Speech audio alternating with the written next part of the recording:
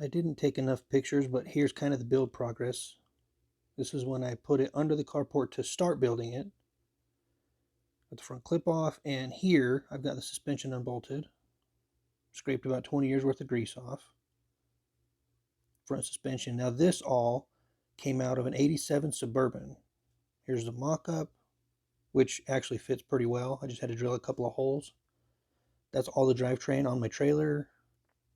TBI 350, which is no longer throttle body injected. Mocking it up with the frame cleaned up and painted and the firewall degreased. Here I'm realizing C's still 5 lug, putting the motor in and testing it. Shiny stuff. Marketplace makeover, just scraped the grease and painted it. Putting in the power steering box, which was easier than I thought. Putting the custom Chevy badging on, or painting on it. Another mock-up. There's my first set of switches. These things were garbage. They were replaced by little Larry's here, which is so much better. And this is the bracket that I had to build to mount the vacuum brake booster on the firewall. I found one guy that was selling this thing, but it was incredibly expensive and I wasn't willing to pay. So I just figured I would try to build it myself, and it actually worked out pretty well. The welds are ugly, but I don't give a shit. There's the booster mounted up.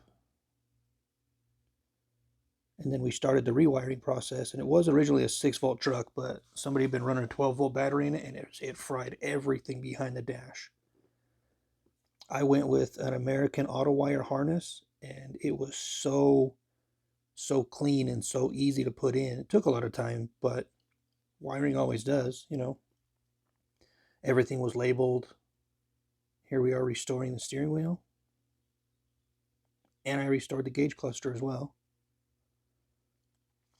Finished product, the inside of that truck looks actually pretty clean.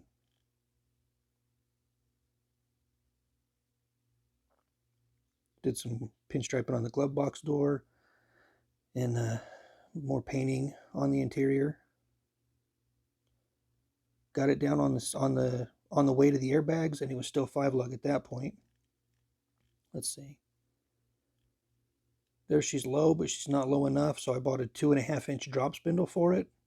And here we are with the mock-up and everything as it sits right now.